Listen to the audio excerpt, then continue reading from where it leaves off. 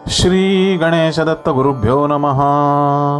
परमपूज्य सद्गुरू श्री रामकृष्ण क्षीरसागर स्वामींना वंदन करून संघटित सत्संग मंडळांच्या या गुरुकार्यातील मोहिमेमधल्या 2076व्या भागाचा मी पठण करीत आहे. आज पौष शुद्ध द्वादशी बुधवार दिनांक 31 डिसेंबर 2025. उपदेशामृत संग्रह भाग 9 या ग्रंथातील भगवान श्री दत्तात्रय सत्संग मंडळ मुंबई दिनांक 11/4/1997, बैठक क्रमांक 207, दिनांक 11 मार्च 1997 रोजी परमपूज्य गुरुदेवांनी वर्धापन दिनी दिलेला अनुग्रह आशीर्वाद. आजच्या या भागामध्ये परमपूज्य सद्गुरू आपल्या प्रासादिक वाणीतून आशीर्वाद देताना पुढे म्हणतात, माझ्या जन्माचा विचार जर केला तर मागचे अनेक जन्म तपश्चर्या चालली असावी, अनेक जन्मांचे कष्ट चाललेले असावेत. तेव्हा ह्या जन्मात वयाच्या 7व्या वर्षी मला जी अनुभूती त्यानं दिली, वय 7 वर्ष हे काही अनुभूतीचं वय नाही, पण याचा विचार केला तर पूर्वजन्मी खूपच तपश्चर्या केलेली आहे, गुरूंची सेवा केलेली आहे, त्यांची कृपा प्राप्त करून घेतलेली आहे. तेव्हा ह्या जन्मामध्ये त्यांनी त्याची अनुभूती दिली. यालाच शिवाची परंपरा म्हणतात. आपल्या या मार्गामध्ये शिव हे आद्यगुरू आहेत. त्यांचा अनुग्रह झाल्याशिवाय मोक्षप्राप्ती नाही, त्यांचं दर्शन झाल्याशिवाय जन्म मरणाचा फेरा चुकत नाही. तेव्हा आपण शिष्य कसे होऊ, आपला उद्धार आपल्याला कसा करता येईल, आपल्या उद्धाराची माहिती कशी होईल, हे सर्व गुरूंकडून समजून घ्यावं. ते जरी बोलले नाहीत तरी त्यांच्या न बोलण्यात बोलणं असतं. त्यांनी तुमच्याशी बोललंच पाहिजे असा काही नियम नाही.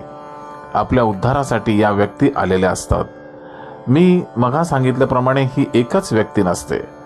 आपल्या भारतात अशा 10 व्यक्ती तरी असू शकतील. बाकीचे जे गुरु आहेत ते मानवी गुरु आहेत. मग ते संन्यास घेतलेले असू द्या, भगवी कपडे धारण केलेले असू द्या, कोणी प्रवचनकार असतील, कोणी कीर्तनकार असतील, स्टेजवर उभे राहून कीर्तन करता आहेत, लोकांना ज्ञान शिकवता आहेत, पण हे गुरु नाहीत. जेव्हा गुरूंची भेट होईल तेव्हा आपला जन्म कृतार्थ झाला असं मानलं जावं.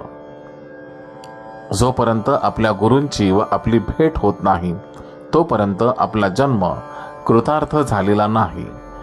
हल्ली लोक काय करतात की अशा गुरूंकडे जातात व मला तुमचा शिष्य व्हायचंय म्हणून सांगतात. अशा वेळी ते गुरु नसल्यामुळे ताबडतोब शिष्य करून घेतात. एकदा त्यानं तुळशीची माळ गळ्यात घातली की परत जर शिष्य भेटला तर हेच त्याला विचारतात की तू कुठून आलास, का आलास, मला माहिती नाही. गुरु जर शिष्याला विसरत असतील तर तो गुरु कसा असू शकेल. शिष्यांनी ते कधी विसरू नयेच, पण गुरूंनी सुद्धा शिष्याची आठवण ठेवली पाहिजे आणि असं केलं असताच आपल्या जन्माचं सार्थक होईल.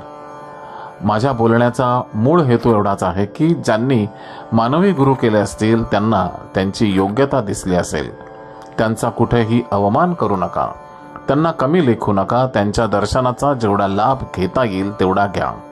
पण ज्यांनी अजून गुरु केले नसतील किंवा गुरु ही परंपरा तरी काय हे ज्यांना माहिती नाही त्यांनी मात्र या मार्गाने जावं, कारण हा मार्ग अतिशय खडतर आहे. हा तपस्व्यांचा मार्ग आहे. हा तसा सामान्य माणसाचा मार्ग नाही. ह्यांची योग्यता एवढी मोठी असते की शिष्य नमस्कार करतोय याची त्यांना जाणीव असते. मग ते त्यांना निरनिराळ्या पद्धतीनं दर्शन देऊन त्याला बोध करून त्याला आपला शिष्य करून घेतात.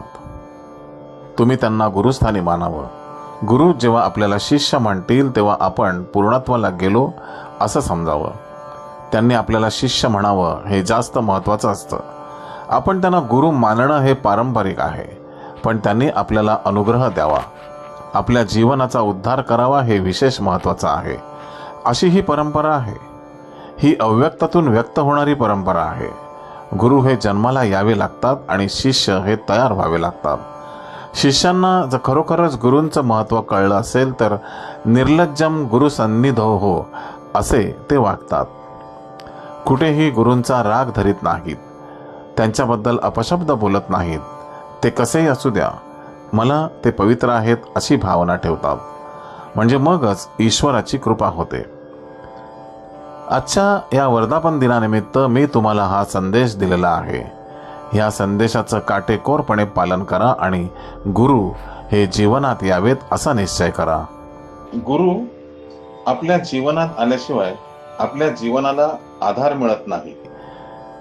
मानवी गुरूंमध्ये काही विद्या गुरु आहेत, काही कलाकार गुरु आहेत, काही निरनिराळ्या क्षेत्रामध्ये शिकवणारे आहेत. प्लॉट कसा विकावा हेही शिकवणारे गुरु आहेत की प्लॉटमध्ये मी तुला 2 पैसे मिळवून देतो, तू काळजी करू नको. पण पूज्य ठिकाणी मानण्यासाठी, जीवनाचा उद्धार होण्यासाठी परंपरेतील गुरु लाभणं गरजेचं असतं, कारण तेच फक्त उद्धार करू शकतात. आपल्या जीवनाला कृतार्थतेची भावना हेच लोक आणून देऊ शकतात. यांचीच एवढी योग्यता असते. बाकी गुरूंची योग्यता एवढी मोठी नसते. सामान्य माणसांना गुरु म्हणजे काय याची माहिती नसते. पण गुरु करताना आपल्याला ते ईश्वरासमान असले पाहिजेत अशी भावना ठेवून जीवनात गुरु करा. देव तुम्हाला आशीर्वाद देईल. श्री गुरुदेव दत्त. भगवान श्री दत्तात्रय सत्संग मंडळ मुंबई दिनांक 19/4/1997 बैठक क्रमांक 207. परमपूज्य महाराजांनी वेळोवेळी भक्तांशी केलेले हितगुज भाग 55. श्री गणेश दत्त गुरुभ्यो नमः. आपल्याकडे मनुष्य जीवनात मातृऋण, पितृऋण, गुरुऋण, समाजऋण हे महत्त्वाचे मानले जातात. त्यातील मातृऋण कधीही मनुष्य फेडूच शकत नाही. तसे पाहिले तर प्रत्येक मनुष्याला त्याच्या मातेबद्दल खूप प्रेम, आदर असतोच. परंतु तीच एखाद्याची माता इतरांच्या दृष्टीने एक सामान्य स्त्रीच असते, कारण ती इतर सर्वांना आपल्या स्वतःच्या मुलासारखे प्रेम देऊच शकत नाही. जी स्त्री इतरांवर आपल्या पोटच्या मुलासारखे प्रेम करू शकते त्या स्त्रीला आदर्श माताच म्हटले पाहिजे. तसेच ज्या स्त्रियांना संततीच झालेली नसते व त्या इतरांच्या मुलांना भरपूर प्रेमाने वागवत असतील तर त्यांनाही आदर्श माता म्हणतात. श्री ज्ञानेश्वरांनी 4ही वर्णांना सारखेच मानून मार्गदर्शन केले आहे, म्हणूनच त्यांनाही ज्ञानेश्वर माऊली असे म्हणतात. परंपरेतील गुरूंचेही समाजातील आचरण त्याच प्रकारचे असते, म्हणूनच त्यांनाही गुरु माऊली असे म्हणतात व त्यामुळेच त्यांच्याबद्दल ही प्रत्येक भक्ताला प्रेम, ओढ, आपुलकी वाटत असते. हल्ली समाजातील मातांचेही प्रमाण खूप कमी झालेले आहे. पूर्वीच्या मातांप्रमाणे स्त्रियांमध्ये सात्विकता हल्ली दिसून येत नाही, कारण त्यांचा पुरुषांप्रमाणे कपडे, केस ठेवण्याकडे कल वाढला आहे. हल्ली समाजात सत्कार समारंभ खूप होताना दिसून येतात.